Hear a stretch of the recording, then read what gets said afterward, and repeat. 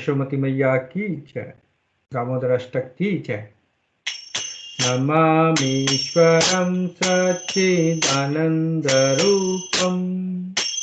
लसत्कुण्डलं गोकुले भ्रजमानम् यशोदाभियोलुक्लादधवाम्नम् परं दृष्टमत्यन्तयो धृतगोप्या रुदन्तं मुहुर्नेत्रं युग्मं मदन्तं कराम्बुजं युग्मेन शान्तकनेत्रम् मुहुःश्वासितं पत्रीरेखां ककन्त सीताग्रीवं दामोदरं भक्तिबाधम् इति दृष्ट्वा लीलाभिरानन्दकुन्दे स्वघोषं निमज्जन्तमख्यापयन्तम्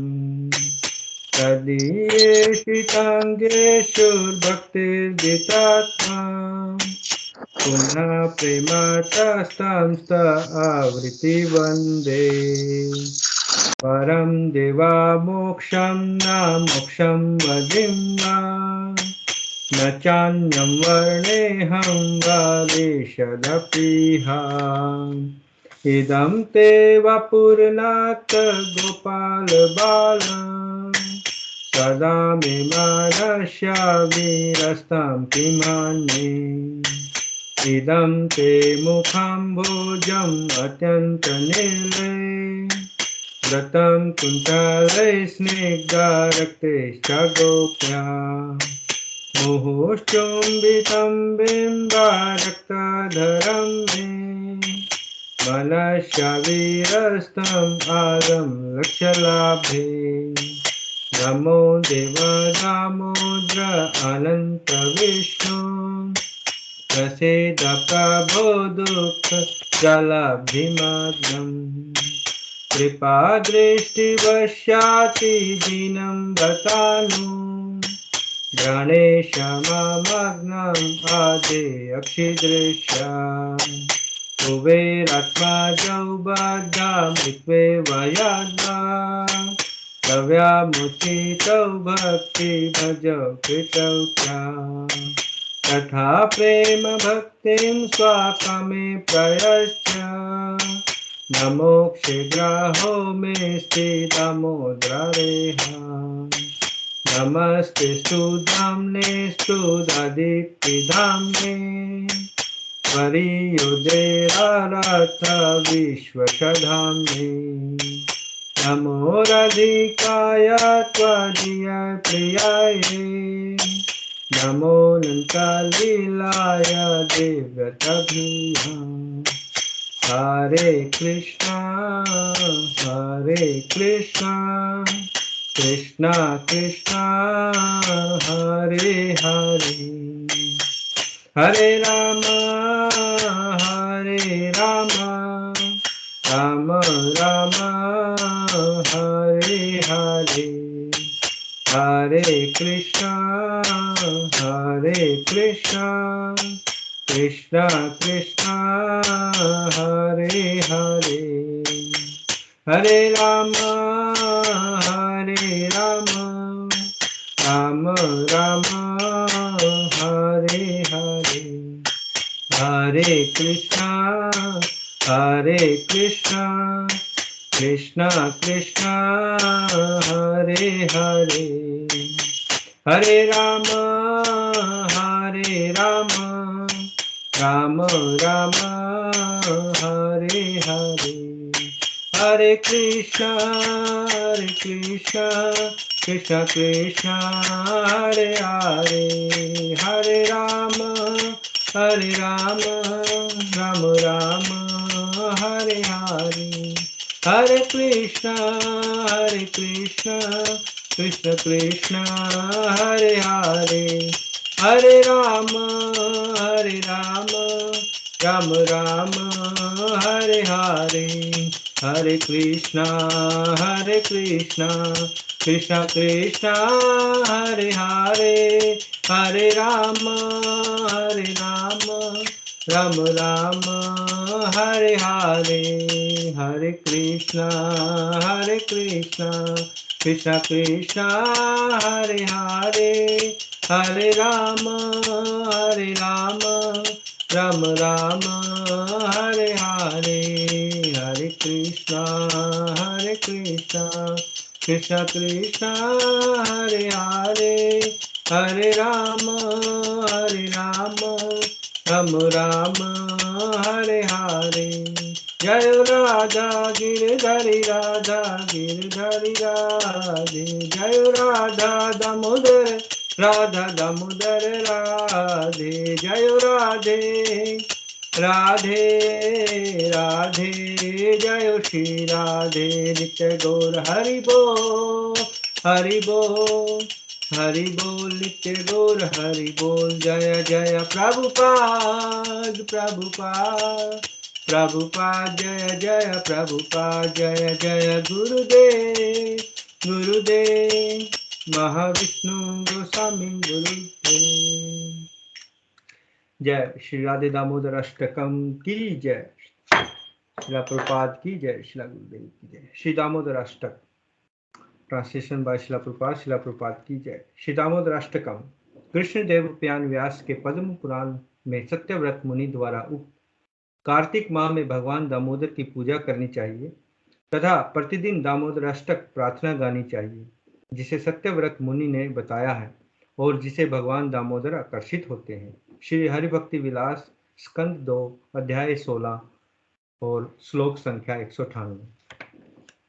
इसका अनुवाद। नंबर 1।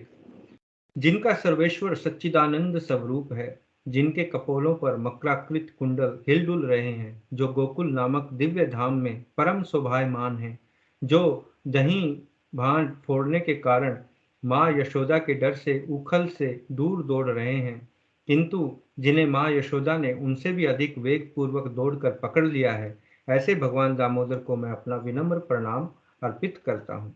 नंबर 2। माँ के हाथ में लाठी देखकर वे रोते रोते बारंबार अपनी आंखों को अपने दोनों हस्त कमलों से मसल रहे हैं। उनके नेत्र भय से विहिल हैं। रुद्र के आवेग से सिसकियां लेने के कारण उनके त्रिरेखा युक्त कंठ में पड़ी हुई मोतियों की माला कंपित हो रही है।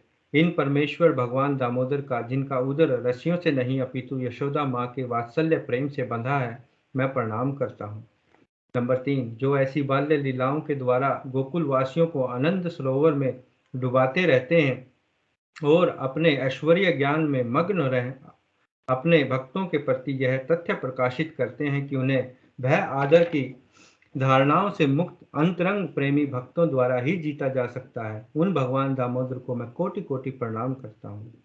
नंबर 4। हे प्रभु, यद्यपि आप हर प्रकार के वर देने में समर्थ हैं, तथापि मैं आपसे न तो मोक्ष अथवा मोक्ष के चरम सीमा रूप वैकुंठ में शाश्वत जीवन और न ही नवदा भक्ति द्वारा प्राप्त कोई अन्य वरदान मांगता हूँ।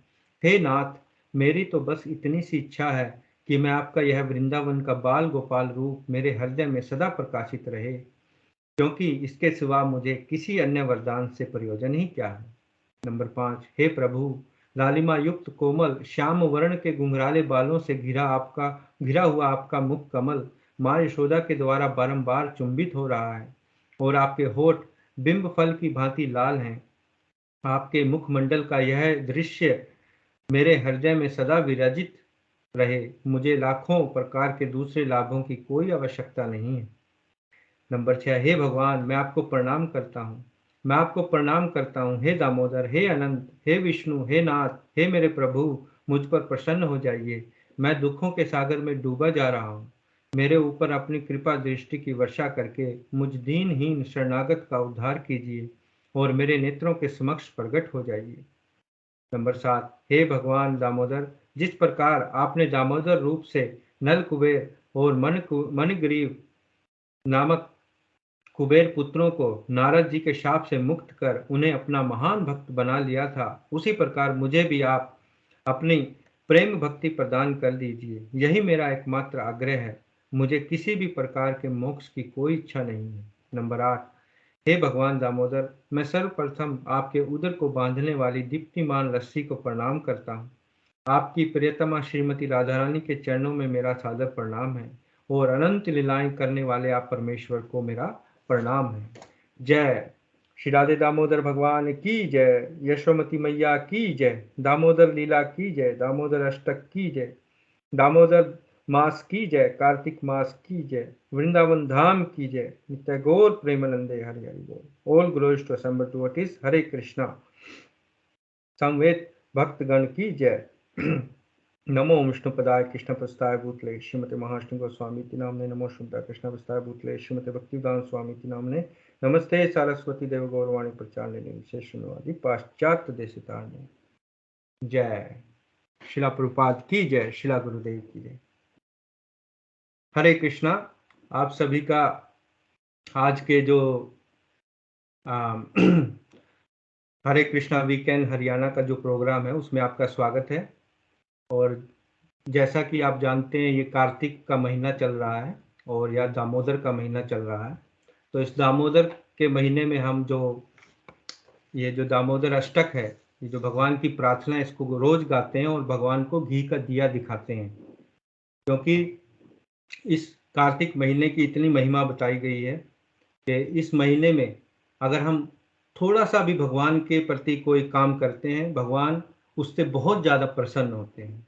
तो हमें हर रोज़ भगवान के सामने घी का दिया जलाना चाहिए और ये जो भगवान की जो प्रार्थना है ये गानी चाहिए। तो हमने ये प्रार्थना गाई और कुछ कीर्तन भी किया। उसके बाद आज हम अपना जो आज का प्रोग्राम है उसको प्रारंभ करते हैं। तो सबसे पहले मैं मंगलाचरण करूंगा 3 मिनट का और उसके बाद फिर हम प्रोग्राम स्टार्ट करेंगे। ओम नमो भगवते वासुदेवाय, ओम नमो भगवते वासुदेवाय, ओम नमो भगवते वासुदेवाय। ओम अज्ञानं त्रिमन्धस्य ज्ञानञ्जनशलाकया चक्षुर्मृतं येन तस्मै श्रीगुरुवे नमः। श्रीचैतन्यमनोभीष्टं स्थापितं येन भूतले स्वयं रूपा कदामयं ददाति स्वापदान्तिकं। वन्देऽहं श्रीगुरो श्रीयुतापदकमलं श्रीगुरून् वैष्णवांश्च।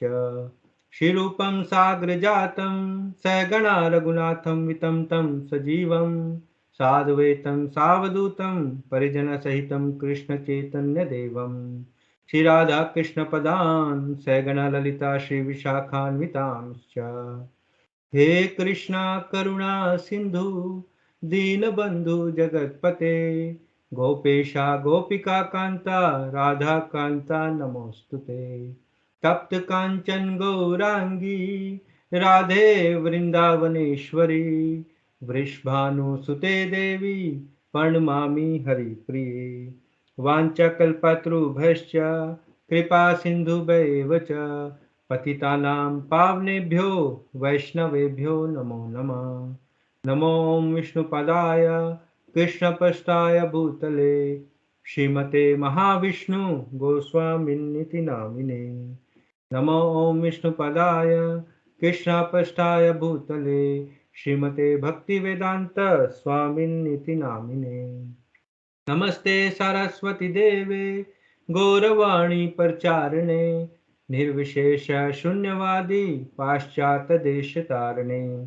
जय श्री कृष्ण चैतन्य प्रभु नित्यानंद श्री अद्वैत गदाधर शिवासादि गौर भक्त वृंद।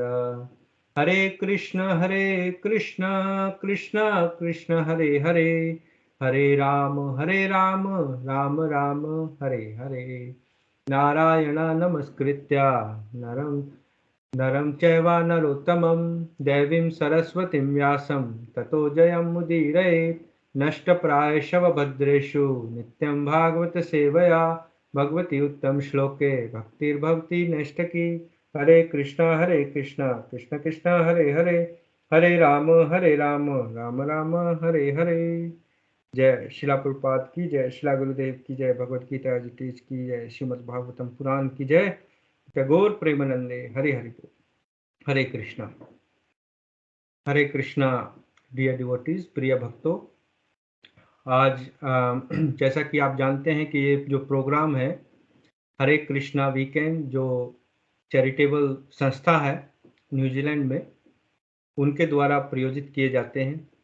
और इस संस्था के जो अध्यक्ष हैं श्रीमान अम्बरीश दास प्रभु और उनका परिवार, माताजी जो श्रीमती पूर्ण प्रज्ञा देवी दासी माताजी और उनके पुत्र श्रीमान कृष्ण समर्पण कृष्ण दास प्रभु, मैं उन सब का बहुत बहुत आभार प्रकट करता हूँ, जिनके ही ट्रेनिंग से, जिनके ही मार्गदर्शन से मैं ये प्रोग्राम कर रहा हूँ।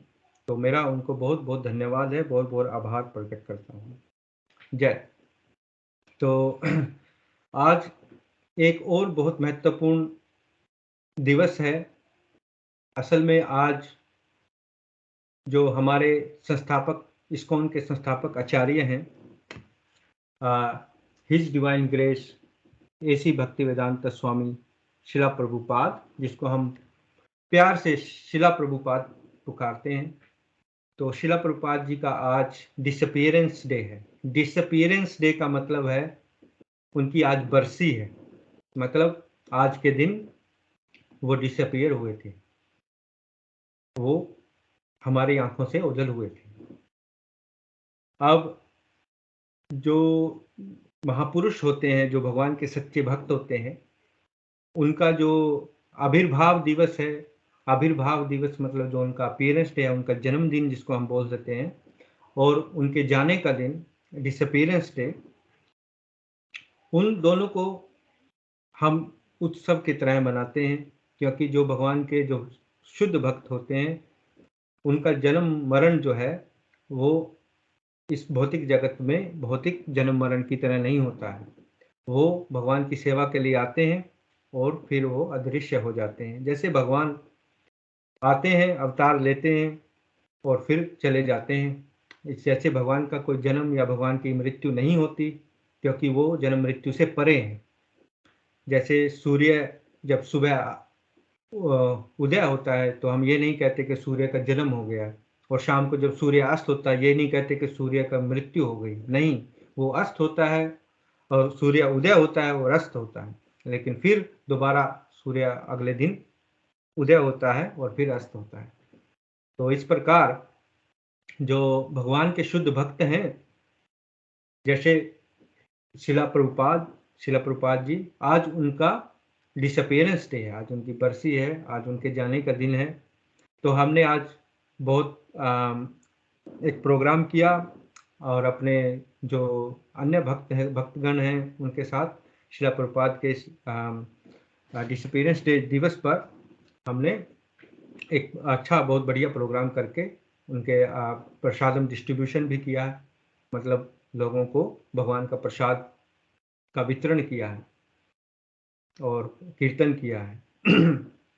तो इस दिन शिला प्रभुपाद को हम थोड़ा सा याद कर लेते हैं। जैसे मैंने अपनी जो पहली जो हमारी जो प्रोग्राम था उसमें हमने शिला प्रभुपाद के बारे में चर्चा की थी कि कैसे उन्होंने अपने गुरु की आज्ञा पाकर अमेरिका में जाकर और पाश्चात्य देशों में भगवान कृष्ण के नाम का प्रचार प्रसार किया, और उन्होंने ये संस्था इस्कॉन की स्थापना की, जिससे भगवान कृष्ण के जो भक्तगण हैं वो एक साथ आ सकें और भगवान के नाम का प्रचार कर सकें। उन्होंने बहुत ही बढ़िया से जो भगवत गीता है, श्रीमद् भगवत गीता, श्रीमद् भागवत पुराण, इनका अनुवाद किया अंग्रेजी में, और बहुत सारी अन्य पुस्तकें उन्होंने लिखी, जिनका वितरण भक्त लोग करते हैं। और हम सब उनकी जो पुस्तकें हैं उन ज्ञान को हम आज भी हम पढ़ रहे हैं। तो जो शुद्ध भक्तगण हैं वो अपनी जो ज्ञान है और अपने जो उनके शिष्य हैं, और उनके शिष्य जो आगे उस ज्ञान को बढ़ाते हैं, जैसे शिला प्रभुपाद, हालांकि वो हमारे भौतिक शरीर में हमारे बीच नहीं है, परंतु उनकी जो पुस्तकें हैं उनके द्वारा वो हमें आज भी हमारा मार्गदर्शन कर रहे हैं, अपना ज्ञान जो वैदिक ज्ञान है उसका प्रचार प्रसार कर रहे हैं। तो शिला प्रभुपाद का जो ऋण है हम कभी नहीं चुका पाएंगे, और केवल और केवल श्रील प्रभुपाद से हम यही प्रार्थना करते हैं कि हमें इतनी थोड़ी हमारी बुद्धि तीक्ष्ण नहीं है, परंतु फिर भी जो श्रील प्रभुपाद ने अच्छे तरीके से जो आध्यात्मिक ज्ञान है अपनी पुस्तकों में प्रदान किया है, उसको हम पढ़ सकें और उसका अपने जीवन में उसको उतार सकें, ताकि हमारे जीवन में कुछ परिवर्तन आए। तो आज हम, जैसे कि ये जो पुस्तक है हरे कृष्णा चुनौती श्रील प्रभुपाद की, ये हम पढ़ रहे हैं। आज इसका जो है 5वां अध्याय है, जिसका नाम है सादा जीवन उच्च विचार। असल में श्रील प्रभुपाद जी ये बताते थे और उन्होंने ये कई जगह अपने लेक्चर्स में ये बताया कि हमें सादा जीवन जीना चाहिए और विचार उच्च होने चाहिए। आपने ये शायद थोड़े पहले भी सुना होगा, सादा जीवन उच्च विचार। असल में इसका मतलब क्या होता है? सादा जीवन, क्या सादा जीवन वो होता है कि हमें सब कुछ छोड़ छाड़ के एक झोपड़ी में रहना चाहिए और मतलब एक वस्त्र में गुजारा करना चाहिए, भूखे रहना चाहिए या भिक्षा मांग के खाना चाहिए? क्या इसका मतलब सादा जीवन होता है, या सादा जीवन कुछ और है? क्योंकि भगवान भगवत गीता में बताते हैं कि हम अगर अपनी इंद्रियों को नियंत्रण कर लें या उनको जबरदस्ती हटा लें, लेकिन जो विषय को भोग करने की इच्छा है वो हमारे मन में बनी रहती है, और जैसे ही उचित समय आता है तो इंद्रियां दोबारा उस भोग कार्य करने में तत्पर हो जाती हैं। तो अगर हम दिखावे से या बाहर से सादा जीवन को अपने ऊपर थोपेंगे या करेंगे तो वो एक पाखंड हो जाता है, क्योंकि अंदर से तो हम वही भोग करने की इच्छा हमारे अंदर रहती है। तो इसलिए जो सादा जीवन है उसका असली मतलब क्या है और उच्च विचार उसका असली मतलब क्या है, ये असल में एक वार्तालाप है जो जून 1976 में नव वृंदावन में शिला प्रभुपाद और कतिपय भक्तों के बीच हुआ था। मतलब ये जो वार्तालाप जो आज हम पढ़ेंगे, जो ये शिला प्रभुपाद जी के और उनके जो जो भक्तगण हैं उनके बीच में एक वार्तालाप हुआ था अमेरिका में, जहाँ शिला प्रभुपाद जी प्रश्नों के उत्तर दे रहे हैं और ये बता रहे हैं इस बारे में, सादा जीवन उच्च विचार, और भक्तगण पूछ रहे हैं। तो आइए चलो इसका आरंभ करते हैं। तो शिला प्रभुपाद बोलते हैं, पाश्चात्य सभ्यता गंदी सभ्यता है। यह जीवन की आवश्यकताओं को कृत्रिम रूप से बढ़ाने वाली है। उदाहरण था, बिजली के प्रकाश को लें। बिजली के प्रकाश के लिए एक जनरेटर चाहिए और जनरेटर चलाने के लिए पेट्रोलियम चाहिए। जो ही पेट्रोलियम की आपूर्ति ठप कर दी जाती है, सब कुछ ठप हो जाता है। किंतु पेट्रोलियम पाने के लिए आपको कष्टप्रद खोज करनी होती है और पृथ्वी के तथा कभी-कभी समुद्र के बीचों बीच गहरी खुदाई करनी होती है। यह उग्र कर्म, भयावह कर्म है। यही कार्य कुछ अरंड वृक्ष उगाकर उसके बीजों को पेर कर तेल निकालकर तथा तेल को बत्ती से युक्त दीपक में डालकर संपन्न किया जा सकता है। हम मानते हैं कि बिजली के द्वारा आपने प्रकाश पूर्ति प्रणाली सुधार ली है, किंतु रंडी के तेल के दिए से बिजली के बल्ब तक प्रगति करने को आपको अति कठोर परिश्रम करना होता है। आपको समुद्र के बीचों बीच जाकर वेदन करके पेट्रोलियम निकालना होता है और यह इस तरह जीवन का असली लक्ष्य छूट जाता है। आप बहुत ही शोचनीय स्थिति में हैं। विभिन्न जीव योनियों में निरंतर मरते तथा जन्म लेते रहते हैं। इस जन्म मृत्यु के चक्कर से अपने को कैसे मुक्त किया जाए, यही आपकी समस्या है, और इस समस्या का हल मानव जीवन से ही होना होता है। आपने बुद्धि को आत्म साक्षात्कार के लिए विवर्धित किया है, किंतु इस उन्नत बुद्धि का उपयोग आत्म साक्षात्कार के लिए न करके आप इसका प्रयोग रंडी के तेल के दीपक को बिजली के लैंप में बदलने के लिए कर रहे हैं बस। तो यहाँ शिला प्रभुपाद क्या बता रहे हैं? शिला प्रभुपाद बता रहे हैं कि जो ये पाश्चात्य संस्कृति है या सभ्यता है, यानी कि जो अंग्रेजों की सभ्यता है, जो आज पूरे विश्व पर हावी है और इसका केंद्र अमेरिका है, तो वो गंदी सभ्यता है। गंदी सभ्यता क्यों है? क्योंकि ये जीवन की आवश्यकताओं को कृत्रिम रूप से बढ़ाने वाली है। मतलब जो हमारे जीवन की आवश्यकताएं हैं, जैसे हम वैदिक काल में देखें या कभी कभी हम अभी भी जो गांव का देहात का जीवन है उसको देखें, तो आवश्यकताएं बहुत कम है। कम आवश्यकताओं के कारण जीवन सरल हो जाता है।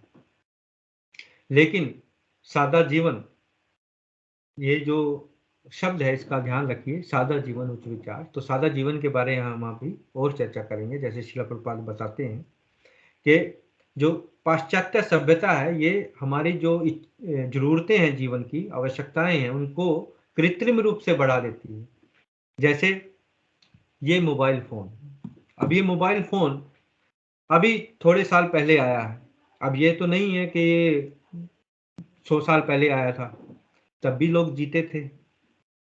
और ये कम से कम आप देखें 25-30 साल पहले नहीं था, तो 25-30 साल 30 साल पहले भी लोग जी रहे थे, है ना। तो अब लेकिन अगर ये मोबाइल आपके पास ना हो तो जैसे मछली बिना जल के तड़पती है, ऐसे हमारा हाल हो जाता है। क्यों? क्योंकि ये जो सभ्यता है, इसने हमें इसकी ऐसी लत लगा दी है मोबाइल फोन की, कि हम इसके बिना जीवन उसका कल्पना भी नहीं कर सकते। हाँ, मैं ये नहीं कह रहा कि जो टेक्नोलॉजी है, जो विज्ञान है, इसका फायदा भी है। अब मैं जो आपसे बात कर पा रहा हूँ, जो प्रोग्राम कर पा रहा हूँ, वो इसी तकनीक से, इसी मोबाइल की तकनीक से आप भी देख पा रहे हैं। इसका उपयोग भी है, लेकिन इसका नुकसान ज्यादा है, फायदा कम है। पहले क्या होता था कि चलो मैं ऐसे बात नहीं करके, है ना, फेस टू फेस, मतलब गांव में जाके या किसी दूसरे शहर में जाके सत्संग करते थे लोग, भक्तगण।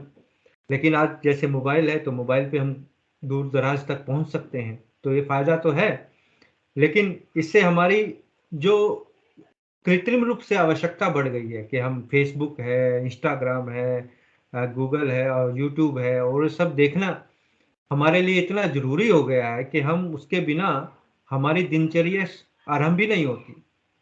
सुबह सुबह उठकर सबसे पहले हमें अपना फोन चेक करना होता है कि कोई मैसेज नहीं आया हो या कोई चीज इसमें नोटिफिकेशन आया हो, चेक करना है।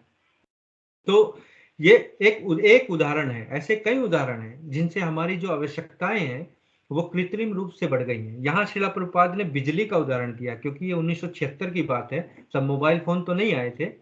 लेकिन प्रभुपाद जी ये बोल रहे थे कि जैसे बिजली बनाने के लिए जनरेटर चाहिए, जनरेटर में पेट्रोल डलता है, डीजल डलता है, और वो कहाँ से आता है? धरती के नीचे से हमें बोर करके निकालना पड़ता है। तेल के कुएं हैं, इतनी इतनी बड़ी बड़ी मशीनें हैं, और इतना ताम झाम करना पड़ता है वो तेल निकालने के लिए। उस तेल से फिर वो सारी मशीनें चलती हैं, है ना।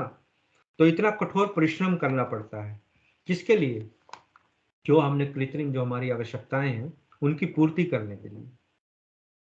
और जबकि इतना ही परिश्रम ना करके हम जो समय बचाते, उस समय बचे हुए समय को हम आत्म साक्षात्कार के लिए लगा सकते थे। आत्म साक्षात्कार मतलब अपने आप को ये प्रश्न करने, पूछना कि मैं कौन हूं, कहां से आया हूं, मैं शरीर नहीं हूं, मैं आत्मा हूं।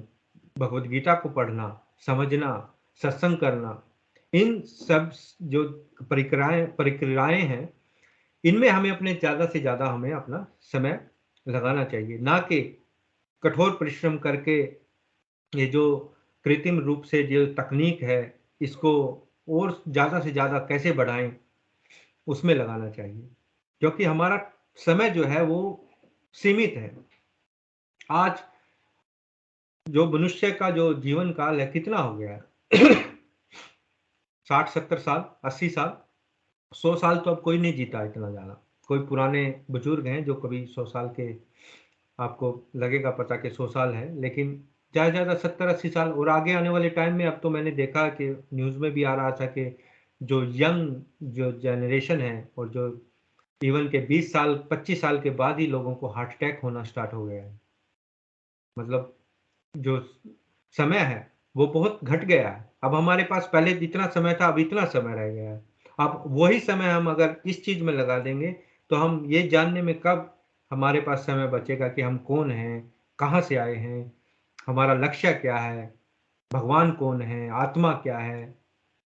इस चीज को हम कब जानेंगे? आत्म साक्षात्कार कब करेंगे? ये तो टाइम ही नहीं लगेगा, क्योंकि हमें सोना भी है, फिर अपना काम भी करना है, खाना भी है। तो ये सब चीजें जो हैं, जो हमारी कृत्रिम आवश्यकताएं हैं, अगर वो बढ़ जाती हैं, उससे हमारा जीवन सादा नहीं रह जाता, उससे हमारा जीवन बहुत ही कॉम्प्लेक्स हो जाता है, जिसके कहते हैं जटिल हो जाता है। जटिल जो चीज होती है, जैसे उलझा हुआ, ऐसे ऐसे ऐसे, मतलब कोई चीज सादी नहीं है, साफ नहीं है।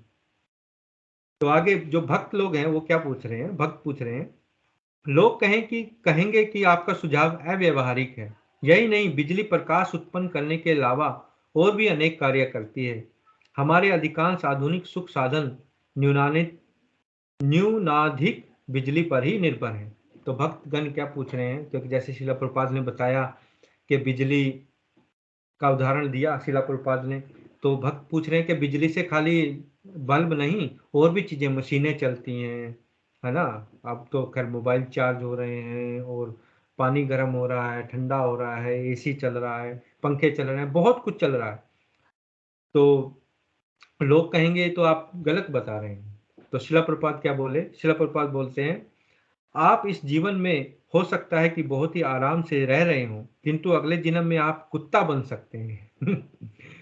मतलब कि इस जीवन में तो हम एसी लगा लेंगे, पंखा लगा लेंगे, है ना, वाटर फिल्टर लगा लेंगे, ये कर लेंगे, वो कर लेंगे, गाड़ी खरीद लेंगे, बड़ी ऐशो आराम की जिंदगी जी सकते हैं, लेकिन इसकी क्या गारंटी है कि अगले जीवन में हम यही ऐशो आराम फिर मिलेगा। हो सकता है हम कुत्ते की जुनी में चले जाएं, बिल्ली की जुनी में चले जाएं, सुअर की जुनी में चले जाएं। 84 लाख जूनिया हैं, तो किस जूनी में हम चले जाएं कुछ पता नहीं। शिला प्रभुपाद यही बता रहे हैं। तो भक्त क्या कहते हैं, पर लोग इस पर विश्वास नहीं करते। मतलब जो कई लोग हैं वो नहीं, ये कहते हैं कि पुनर्जन्म होता नहीं है, बस यही जन्म है, खाओ पियो ऐश करो, आगे का जन्म किसने देखा। तो शिला प्रभुपाद बोलते हैं कि वे विश्वास करें या ना करें, यह तथ्य है। उदाहरणतः एक बालक यह नहीं जानता कि वह बढ़ रहा है और युवक बनने जा रहा है, किंतु उसके माता पिता जानते हैं। यदि बालक यह कहे कि मैं युवक नहीं बनना चाहता, तो यह बचकानी बात होगी। माता पिता जानते हैं कि बालक बढ़कर युवा बनेगा, और उन्हें चाहिए कि उसे ऐसी शिक्षा दिलाएं जिससे वह ठीक से जीवन में स्थित हो सके। यही माता पिता का कर्तव्य है। मतलब यहाँ शिला प्रभुपाद कह रहे हैं कि जैसे एक बालक है, उसको ये नहीं पता कि वो बड़ा होगा, युवक हो जाएगा, फिर बूढ़ा भी होगा, और अगर और उसको, लेकिन माता पिता को पता है कि ये बढ़ेगा, तो इसको हमें अच्छी शिक्षा देनी है, अच्छे संस्कार देने हैं, ताकि इसको आने वाले टाइम में दिक्कत ना आए। तो आगे क्या कहते हैं शिला प्रभुपाद, इसी तरह जब हम आत्मा के देहांतरण की बात चलाते हैं, तो कोई धूर्त यह कह सकता है कि मैं इस पर विश्वास नहीं करता, किंतु यह भी तथ्य है। एक धूर्त या एक पागल यह कह सकता है कि देहांतरण तथ्य नहीं है, किंतु असलियत यही है कि उसे इस जीवन में अपने कर्म के गुणानुसार दूसरा शरीर स्वीकार करना होगा। कारणम गुण संघस्य सद सद योनि जन्मसु। मतलब यहाँ शिला प्रभुपाद उदाहरण दे रहे हैं, देहांतरण मतलब एक देह खत्म होती है, दूसरी देह को उसको लेना पड़ता है। जैसे आत्मा, जो भगवत गीता है, भगवत गीता में भगवान दूसरे अध्याय के 13वें श्लोक में बोल रहे हैं कि जो बालक है वो युवक होगा, फिर युवक से बूढ़ा होगा, और बूढ़े से फिर वो मृत्यु को प्राप्त होता है, और मृत्यु के बाद फिर वो दूसरा जन्म लेता है। ऐसे जो चक्र चलता है, शरीर बदलता है ना। देहिनो अस्मिन यथा देहे कौमारम यौवनम जरा तथा देहांतरा प्राप्ति धीरस्तत्र न मुह्यति। मतलब जो धीर व्यक्ति होता है, वो इस जो बदलाव से धीरस्तत्र न मुह्यति, वो मोहित नहीं होता है। मतलब उस जो ये बदलाव हो रहे हैं, क्योंकि मैं भी कभी छोटा सा बच्चा था, फिर बड़ा हुआ, फिर बड़ा हुआ, फिर जवान हुआ, अभी मैं बूढ़ा हूँगा, और फिर एक दिन मृत्यु आ जाएगी। तो ऐसे ये बदल रहा है, लेकिन अंदर आत्मा एक ही है, आत्मा नहीं बदल रही है। तो कोई व्यक्ति ये कह सकता कि मैं तो इस चीज को नहीं मानता। हाँ ठीक है, ना माने, लेकिन उससे तथ्य तो नहीं बदल जाता ना, ये सच्चाई तो नहीं बदलेगी कि आत्मा शरीर बदलती है। ये तो अटल सत्य है, इसको कोई नकार सकता है कि हाँ मुझे इस पर विश्वास नहीं है, ये तो तुम मनगढ़ंत बातें बता रहे हो। वो कोई पागल ही व्यक्ति हो सकता है। अगर कोई थोड़ा बुद्धिमान है, वो बुद्धिमान से अपनी बुद्धि से सोचे कि हाँ मैं छोटा सा बच्चा था और मैं इतना बड़ा हो गया, लेकिन जो मेरे अंदर आत्मा है, जो मेरी अंदर जो भावना है, वो तो वही की वही है। जब मैं बच्चा था तब भी मैं वैसे ही मतलब सब कुछ आ, सोचता था, करता था, है ना। सारी जो भावनाएं थी वो मेरे अंदर वो वैसी की हैं और अभी भी। और जब मैं बूढ़ा हो जाऊंगा, आपने देखा वो जो बूढ़े व्यक्ति हैं, वो अंदर से तो फिर भी वो अपने आप को जवान महसूस करते हैं, क्योंकि वो आत्मा कभी बूढ़ी नहीं होती, है ना। तो इसलिए मतलब जो जैसे शरीर का उदाहरण दिया गया है भगवत गीता में, ऐसे प्रभुपाद यहाँ बोल रहे हैं कि जो धूर्त व्यक्ति हैं, जो पागल व्यक्ति हैं, वो उस चीज को नकार सकते हैं कि नहीं है, हम इस चीज को नहीं मानते, लेकिन उनके ना मानने से तथ्य नहीं बदल जाएगा, है ना। कोई जैसे सूर्यास्त होता है तो कोई कहेगा कि रात को क्या सूर्य होता ही नहीं है ना। लेकिन उसके ऐसे कहने से ये तथ्य नहीं बदलेगा कि कल सुबह फिर सूर्यास्त होगा। तो इसलिए हमें ये बुद्धि से थोड़ा सोचना चाहिए कि हमें मतलब जो हमारे शरीर में जो जितने बदलाव हो रहे हैं, वो शरीर शारीरिक तौर पर हो रहे हैं। हम ये शरीर नहीं अपितु आत्मा है। ये असल में जो नींव है आध्यात्मिक शिक्षा की, वो नींव यही है। जब हम ये समझने लगें कि हम आत्माएं हैं, हम ये शरीर नहीं है, हमें ये शरीर छोड़ना है और फिर दोबारा दूसरा शरीर ग्रहण करना है। तो इस जन्म मृत्यु का जो चक्कर है, ये चल रहा है, ये चल रहा है। और हम ये आत्मा, जो हमारी आत्मा है, आज मैं इस योनि में था, मैं कल किसी और योनि में हूँगा, पहले मैं किसी और योनि में था। मतलब 84 लाख योनियां हैं और उसमें आत्मा घूम रही है। तो आगे भक्त क्या पूछ रहे हैं। भक्त, यदि कोई यह कहे कि अरंड के वृक्ष उगाना अति कठिन है और खेती करना तो उससे भी कठिन है, किसी फैक्ट्री में 8 घंटे के लिए जाना और रुपए कमाकर लाना और आनंद करना सरलतर है। मतलब यहाँ जो भक्त हैं वो पूछ रहे हैं कि हम खेती क्यों करें। कोई कहेगा भी खेती तो इतना हार्ड वर्क है, बहुत मेहनत लगती है खेती करने में, और फैक्ट्री में जाओ, सुबह जाओ, 8 घंटे की नौकरी करो और अपना पैसे लो और ऐश करो, है ना। यही तो लोग कर रहे हैं आजकल। अब आप हम खेती के बैकग्राउंड से आते हैं, तो हम सब जानते हैं कि खेत में काम करना कोई आज चाहता नहीं है। क्यों? क्योंकि खेती बड़ा मुश्किल काम है। और फैक्ट्री में जाओ या कहीं दूसरे काम करो और अपना वहां से अपना पैसे कमा लो और ऐश करो। तो भक्त यही पूछ रहे हैं। तो शिला प्रपात क्या कह रहे हैं। शिला प्रपात, आप आनंद उठा सकते हैं, किंतु आनंद उठाने से आप जीवन के असली लक्ष्य को भूल जाते हैं। क्या यह बुद्धिमानी है? आपको यह मानव शरीर अपना अगला अगला जीवन सुधारने के लिए मिला है। मान लीजिए कि अगले जीवन में आप कुत्ता बनते हैं। क्या यह सफलता है? आपको कृष्ण भावनामृत का विज्ञान जानना चाहिए तथा आप कुत्ता बनने की बजाय ईश्वर तुल्य हो जाएंगे। मतलब शिला प्रभुपाद यही बता रहे हैं कि आप आनंद उठा सकते हैं। हाँ, ये कह सकते हैं कि हाँ जी मैं तो बड़ा ऐश की जिंदगी जी रहा हूँ, लेकिन इसमें आप अपने जीवन का असली जो लक्ष्य है, हमारे जीवन का, मनुष्य जीवन का असली लक्ष्य क्या है? आज अगर हम किसी से पूछें कि मानव जीवन का लक्ष्य क्या है, तो बहुत कम लोग ही ऐसे होंगे जो इसका सही से उत्तर दे पाएंगे। अब अगर कोई कहे कि पैसा कमाना मनुष्य जीवन का लक्ष्य है, या कोई कहे कि जी बहुत से आनंद उठाना, है ना, और इंद्रियों को भोग करना जीवन का लक्ष्य है, कोई कहे, कोई कुछ कहेगा, कोई कुछ कहेगा, लेकिन असली जीवन का लक्ष्य क्या है?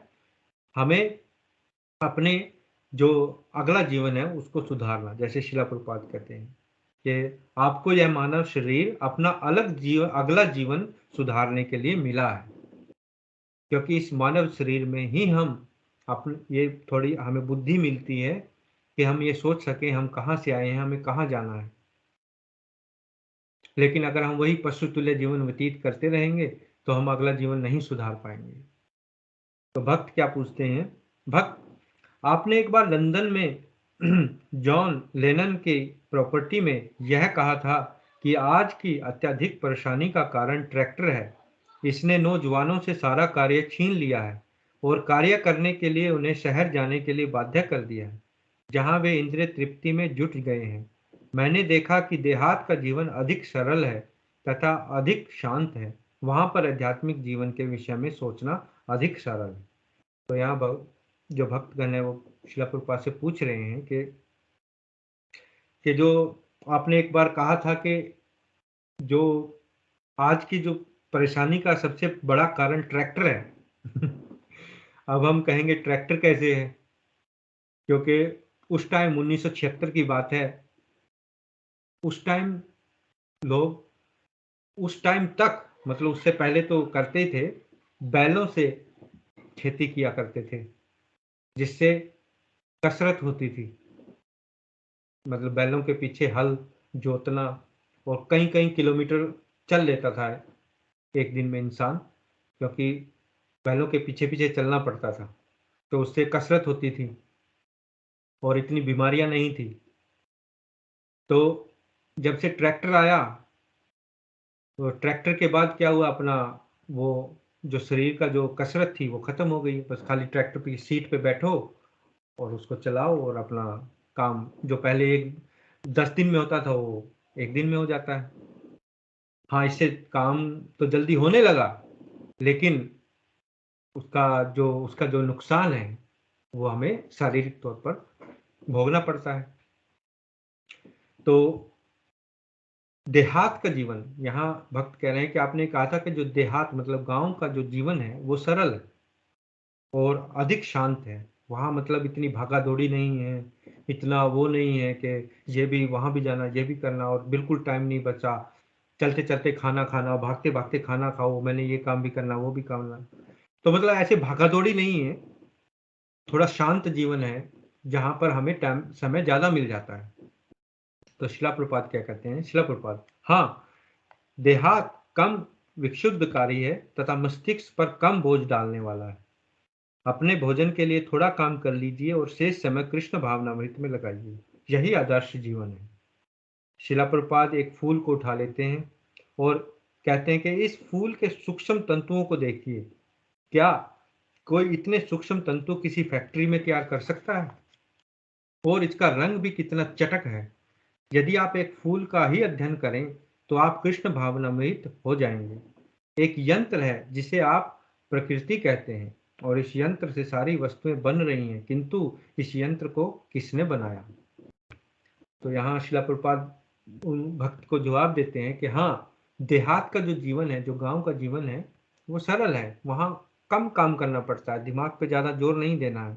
खेती करनी है, खेती से जो अनाज आया है अपना उस पर गुजारा करना है, और सारा जो समय है वो फिर हम भगवान की जो भक्ति है उसमें लगा सकते हैं। लेकिन आज वो टाइम चला गया है। आज के टाइम पर देहात भी शहर बन गया है। जैसे शहर में भागा दौड़ी है, ऐसे गांव में भी है। गांव में भी वही यंत्र आ गए हैं, वही मोबाइल आ गया है, वही सब कुछ आ गया है जो शहर में है। तो अब शहर और गांव में इतना फर्क नहीं रहा। परंतु आगे प्रभुपाद बता रहे हैं, उन्होंने एक फूल उठाया और फूल को दिखाया कि देखो इस फूल की जो पंखड़ियां हैं वो कितनी रंगदार हैं। क्या कोई इस फूल को फैक्ट्री में बना सकता है? इसको तो खेत में ही उगा सकते हैं, मिट्टी में ही उगा सकते हैं। फैक्ट्री में तो जो नकली फूल बनते हैं वो नकली फूल तो बन जाते हैं, जो देखने में भी असली जैसे लगेंगे, लेकिन उनसे कोई खुशबू नहीं आती है ना। वो तो नकली के फूल हैं, वो खाली दिखावे के लिए। तो खाली दिखावे के लिए तो फैक्ट्री में चीजें बन सकती हैं। जो लेकिन प्रकृति जो बनाती है वो सिर्फ प्रकृति में ही बन सकता है, उसको हम फैक्ट्री में नहीं बना सकते। और ये प्रकृति एक यंत्र की तरह है। मतलब जैसे हर चीज अपने टाइम पर होती है। मतलब जैसे मौसम बदलते हैं, बीज को हम रोपते हैं तो अंकुरित होता है, फिर पौधा होता है, फिर उस पर फल फूल लगते हैं। तो ऐसे एक चीज की प्रक्रिया है, उस प्रक्रिया के तहत हर चीज चलती है। और इस प्रकृति को किसने बनाया, ये प्रश्न भी हमें पूछना चाहिए। प्रभुपाद यही पूछ रहे हैं, बता रहे हैं कि इस प्रकृति को किसने बनाया। तो भक्त पूछ रहे हैं, आपने लंदन में कहा था कि लोग यह नहीं जानते कि फूलों को कृष्ण ने बुद्धिमत्ता पूर्वक रंग प्रदान किया है। मतलब फूलों में जो रंग भरा है वो भगवान कृष्ण ने भरा है। तो शिला प्रभुपाद, हाँ, क्या आप यह सोचते हैं कि बिना कलाकार के फूल इतना सुंदर बन सकता है? यह मूर्खता होगी। प्रकृति क्या है? यह कृष्ण का यंत्र है। कृष्ण के यंत्र द्वारा ही सब कुछ हो रहा है। अतः आप नव वृंदावन में अपने रहन सहन को सुधारें, खुले स्थान में रहें, अपना अन्न अपना दूध उत्पन्न करें, समय बचाकर हरे कृष्ण कीर्तन करें। सादा जीवन, उच्च विचार, यही आदर्श जीवन है। किंतु यदि आप अपने जीवन की कृत्रिम आवश्यकताएं तथा कथित सुख साधन बढ़ा लें और कृष्ण भावनामृत के असली कार्य को भूल जाएं, तो यह आत्मघातक होगा। हम इस आत्मघाती नीति को रोकना चाहते हैं। निस्संदेह हम इस पर बल नहीं देते कि लोग प्रौद्योगिकी की आधुनिक प्रगति को रोक दें। हम तो श्री चैतन्य महाप्रभु द्वारा प्रदत्त सीधा सादा सूत्र प्रस्तुत करते हैं कि हरे कृष्ण का कीर्तन करें। आप अपनी प्रौद्योगिकी फैक्ट्री में भी कीर्तन कर सकते हैं। इसमें कठिनाई क्या है? आप अपने यंत्र का बटन दबाते रहें और साथ ही हरे कृष्ण कृष्ण कृष्ण हरे हरे, हरे राम राम राम हरे हरे का कीर्तन करते रहें। जय। तो शिला प्रभुपाद यहाँ बता रहे हैं कि हमें अपना रहन सहन सुधारना है। हमें जहां तक हो सके अपना अन्न खुद उगाना है, दूध खुद उत्पन्न करवाना है, मतलब गायों को पालना है, और अपनी जो आवश्यकताएं हैं उनको कम करना है, ताकि हमारे पास जो समय बचे उस समय में हम भगवान की भक्ति कर सकें, हरे कृष्ण का कीर्तन कर सकें, इस मंत्र का कीर्तन कर सकें, भगवत गीता पढ़ सकें, शिला प्रभुपाद की पुस्तकें पढ़ सकें। तो जिससे ही यही सादा जीवन होगा। हाँ, क्योंकि आज का टाइम इतना टेक्निक वाला हो गया है, मोबाइल आ गए हैं, सब कुछ आ गया है, हम इन सब चीज़ों को नहीं छोड़ सकते। हमें फैक्ट्री में भी जाना है, हमें काम भी करना है, तो प्रभुपाद बोल रहे हैं कि वहाँ फैक्ट्री में भी जाओ, वहाँ भी कीर्तन करो। आपको कौन रोक रहा है? कहीं भी जाओगे, खाना खाने के लिए समय तो मिलेगा ना। जैसे फैक्ट्री में भी जाते हैं तो कुछ ब्रेक तो मिलती है, जैसे लंच करने की या चाय पीने की या कुछ भी करने की। तो आप उसमें अपना भगवान का नाम लो, आपको कौन रोक रहा है? तो ऐसे शिला प्रभुपाद बोल रहे हैं कि हर चीज को, हर जो सादा जीवन का मतलब ये नहीं है कि आपको सब कुछ छोड़ छाड़ के ही एक जगह से दूसरी जगह जाना है। नहीं, आप जिस भी अवस्था में हो, चाहे आप गांव में हो, आप शहर में हो, कहीं मतलब किसी पहाड़ पे हो, किसी समुद्र में हो, या कहीं भी हो, जहां भी आप हो, वहीं रहकर आप भगवान की भक्ति कर सकते हैं। इस हरे कृष्ण कृष्ण कृष्ण हरे हरे, हरे राम राम राम हरे हरे, इस महामंत्र का जाप आप कहीं भी कर सकते हो। यही सादा जीवन है, यही उच्च विचार है। मतलब अगर हम बारीकी से समझें तो हमें, जो शिला प्रभुपाद यहाँ बता रहे हैं कि इस जो ये मंत्र का जो जाप है, भगवान के हरे कृष्ण मंत्र का जाप है, ये हम किसी भी अवस्था में कर सकते हैं। हमें इसके लिए कुछ छोड़ने की जरूरत नहीं है, अपना कोई मतलब घर बार छोड़ने की जरूरत नहीं। एक बच्चा भी इसका नाम का जाप कर सकता है, एक बूढ़ा भी कर सकता है, एक जवान भी कर सकता है ना, कोई भी कर सकता है। तो आगे भक्त क्या पूछ रहे हैं? भक्त, और यदि लोग कीर्तन करने लगेंगे तो वे क्रमशः प्रौद्योगिकी का परित्याग कर देंगे। शिला प्रभुपाद, निसंदेह भक्त, तब तो आप उनके विनाश का बीज बो रहे हैं। शिला प्रभुपाद, नहीं, विनाश नहीं, प्रत्युत निर्माण का। जन्म मृत्यु की पुनरावृत्ति, शरीर का निरंतर परिवर्तन, यह विनाश है। किंतु तुम्हारी विधि से आप सदा जीवित रहते हैं। त्यक्त्वा देहा पुनर्जन्मानेति, आपको दूसरा भौतिक शरीर नहीं मिलता, किंतु कृष्ण भावनामृत के बिना तथा देहांतरा प्राप्ति ही आपको दूसरा शरीर धारण करना होता है, जिसका अर्थ है कष्ट। तो फिर क्या अच्छा है, एक के पश्चात दूसरा शरीर धारण करना या आगे कोई शरीर धारण ना करना? यदि हम इस शरीर के साथ अपने कष्ट को समाप्त कर दें तो यह बुद्धिमानी है, और यदि हम आगे और कष्ट उठाने के लिए दूसरा शरीर उत्पन्न कर दें तो यह नादानी है। किंतु जब तक आप कृष्ण को समझ नहीं लेते तब तक आपको दूसरा शरीर स्वीकार करना ही होगा, इसके अलावा कोई विकल्प नहीं है। जय श्रीला प्रभुपाद की जय। तो यहाँ अंत में श्रील प्रभुपाद यही बता रहे हैं कि जो भक्त पूछ रहे हैं कि अगर हम सभी भगवान का कीर्तन करेंगे और ये करेंगे तो हम तो ये सब काम धंधे छोड़ देंगे, अपने आप छूट जाएंगे, तो इससे तो विनाश हो जाएगा। श्रील प्रभुपाद बोल रहे हैं कि विनाश नहीं अपितु निर्माण होगा, क्योंकि विनाश तो ये है कि हम एक जन्म के बाद दूसरा मृत्यु, फिर मृत्यु के बाद फिर दूसरा जन्म, फिर मृत्यु के बाद तीसरा जन्म, ऐसे जन्म पे जन्म, जन्म पे मृत्यु, फिर जन्म, ये विनाश है। इससे हमें जो हमारी जो आत्मा को है, हमें बहुत कष्ट होता है। हमें पहले भी चर्चा की है कि जो हमारे असली जो 4 प्रकार की समस्याएं हैं वो क्या है? जन्म, मृत्यु, जरा, व्याधि, मतलब जन्म और मृत्यु, बुढ़ापा और बीमारी। तो यही हमारी असली समस्या है। इस समस्या को, इन समस्याओं का समाधान क्या है? इस समस्याओं का समाधान यही है कि अगर हम जन्म मृत्यु के चक्र से बचना चाहते हैं तो हमें भगवान की भक्ति करनी चाहिए। हमें इस जो हरे कृष्ण महामंत्र का जो जाप है वो करना चाहिए, और जितना अधिक से अधिक समय हो हमें भगवान के जो सत्संग है उसमें लगाना चाहिए। भगवान के जो शास्त्र हैं, जो श्रील प्रभुपाद ने जो हमें बुक्स दी हैं, जो किताबें दी हैं, उनको पढ़ना चाहिए। तो इस प्रकार हम सादा जीवन और उच्च विचार रख सकते हैं। तो ये यहाँ हम इस अध्याय का अंत करते हैं, और आज हमने काफ़ी चर्चा की सादा जीवन उच्च विचार, क्योंकि हमारे मन में बहुत भ्रांतियाँ हो सकती हैं कि सादा जीवन क्या है। सादा जीवन सिर्फ गांव में व्यतीत किया जा सकता है, लेकिन सादा जीवन तो आप कहीं भी व्यतीत कर सकते हैं, जिस भी अवस्था में हो। चाहे आप किसी दूसरे देश में हो, भारत में हो, गांव में हो, शहर में हो, कहीं भी हो, वहीं रहकर आप सादा जीवन व्यतीत कर सकते हैं।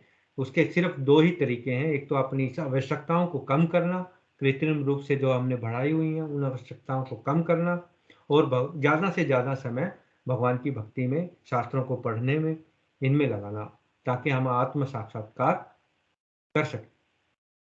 तो आज का प्रोग्राम हम यहीं समाप्त करेंगे, लेकिन उससे पहले आप लोगों का कोई प्रश्न हो, कोई टिप्पणी हो इस विषय पर, तो ज़रूर बताएं और या पूछें कि आज के इस विषय पर हमने क्या, कोई ऐसा तथ्य आपको सीखने को मिला, या आप थोड़ा सादा जीवन के बारे में आप पहले जानते थे, तो क्या आपको नया सीखने को मिला कि सादा जीवन उच्च विचार क्या होता है। तो पहले मैं डोली से पूछता हूँ। हरे कृष्णा।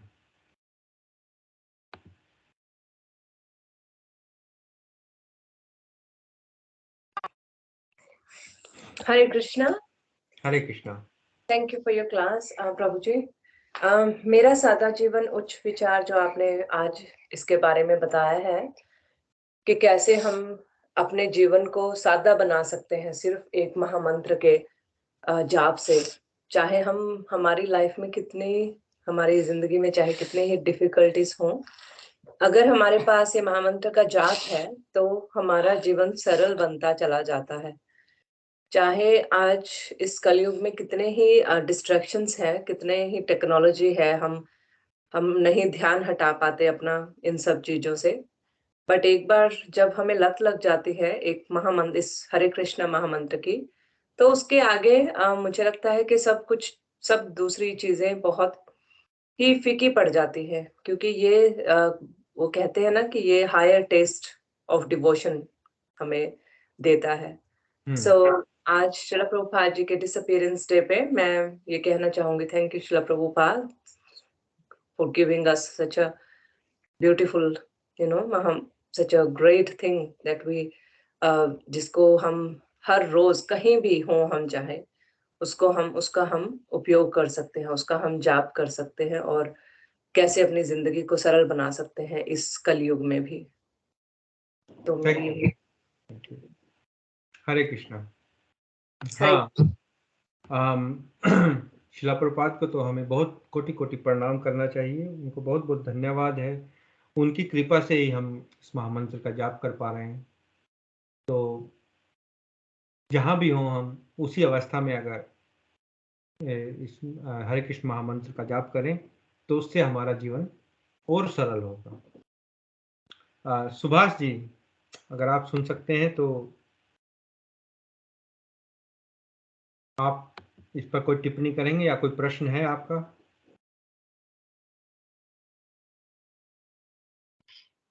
हरे कृष्णा प्रभु जी। हरे कृष्णा। मेरी आवाज आ रही है प्रभु जी? हाँ जी, हरे हाँ कृष्णा जी, प्रभु जी। आवाज आ रही है।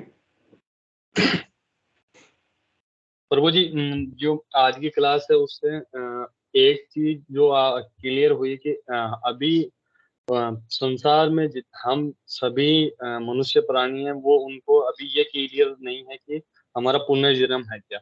जो पाश्चात्य संस्कृति, जो वेस्टर्न कल्चर है, अभी वो क्लियर नहीं है कि हमारा भी पुनर्जन्म निश्चित है क्या।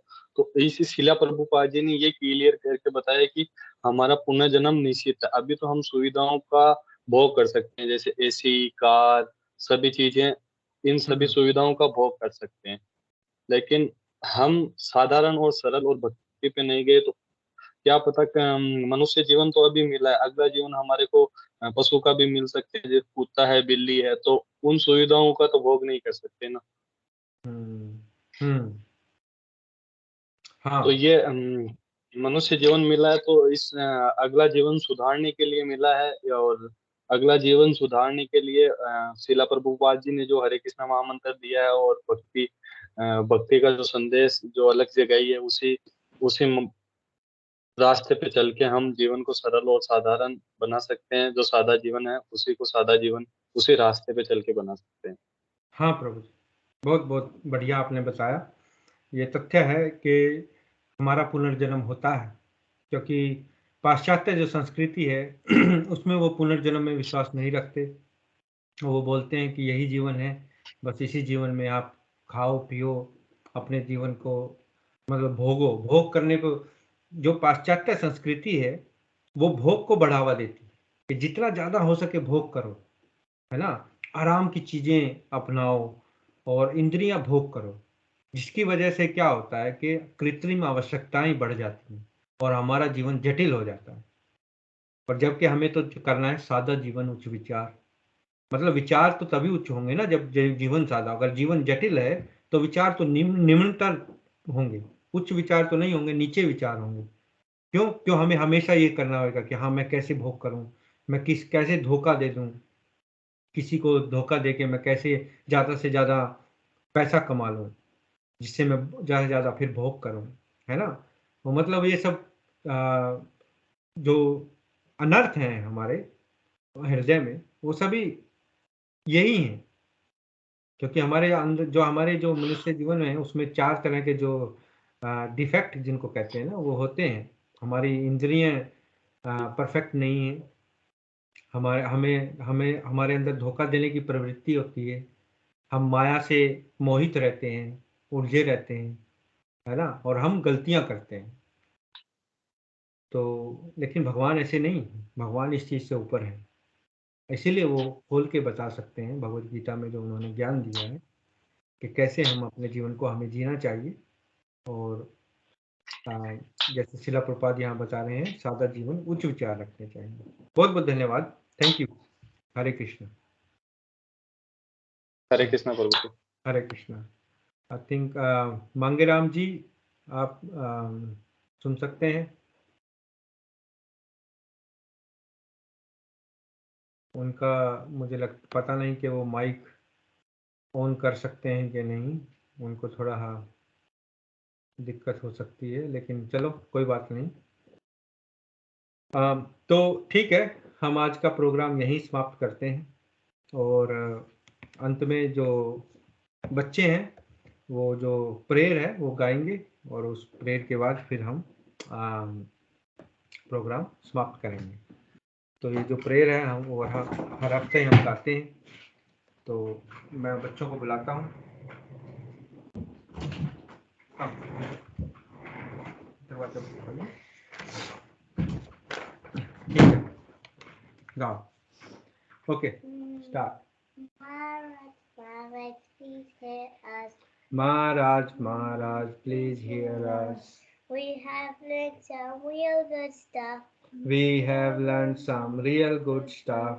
Maharaj, we have learned one thing. Maharaj, we have learnt one thing. And today for you we will sing. And today for you we will sing. If our room is clean, If our room is clean. then so are we. No, then our mind is Then our clean. mind is clean. Then our mind is clean. If our mind is clean, If our mind is clean, we can do anything. we can do anything. If our room is dirty, If our room is dirty, then so are we. then so are we. And if we are dirty, And if we are dirty, we're not not happy. we're not happy. Wasting time Wasting time is the greatest crime. is the greatest crime. Because Because wasted time wasted time means a wasted mind. means a wasted mind. So best is your time So best use your time when you're in your prime. when you are in your prime, And your whole and your whole life will be sublime. If your wealth is gone, If your wealth is gone, then there's nothing wrong. then there is nothing wrong. If our health is If gone, if your health is gone, if your health is gone, then it's a then different song. it's a different song. Then it's a different song. If characters die, If your character dies, then the world will cry. then the world will cry. If your Only saintly behavior, behavior, only saintly behavior, less humanity, let humanity thrive. less humanity thrive. Hare Krishna, Hare Krishna, Hare Hare, Hare Rama, Hare Rama, Rama Rama, Hare Hare. Hare Krishna, Krishna Krishna, Hare Hare, Hare Rama, Rama Rama, Hare Hare. We must Always remember remember Krishna. Krishna We must always remember Krishna and never forget him too. and never forget him But too. how are we To practice this with so many things to do. But how are we to practice this with so many things to do? That is the greatest question. That is the greatest question. And Here is the greatest, And here's the greatest here. and here is the greatest clue. You must learn how Work so nicely that Krishna remembers to you. you. You must learn to work so nicely that Krishna remembers you. So So listen listen. very closely. So listen very closely And make your thinking sharp. and make your thinking sharp. Let's learn how we can love live by work so Krishna won't depart. Let's learn how we can live and work so Krishna won't depart. If something's used tomorrow, if something's due tomorrow, finish it today. finish it today. And whatever's used today, And whatever's due today, do it now, don't delay. do it now, don't delay. Your friends might be lazy, Your friends might be lazy or doing bad things, or doing bad things, but you think again, don't follow them, don't follow them, and you'll win the end. and you will win the end. Whatever what we given, whatever work we are given, we do our very best. we do our very best. We only live with what we need and give and Krishna the give rest. Krishna the rest. We only live with what we need and give Krishna the rest. This is how to learn To work and to play. You learn to live this way, see Krishna every day. This is how to live, to work and to play. You learn to live this way, see Krishna every day. And when our time is up, he take us up above, we sing and dance with him with the heart full of love. And when our time is up, he'll take us up above. We sing and dance with him with the heart full of love. So chant Krishna's name, his glories and his fame. This is the only way this It's the only way this world will will ever become. sing. So chant Krishna's name, his glories and his fame. Is the only way this world will ever become sane.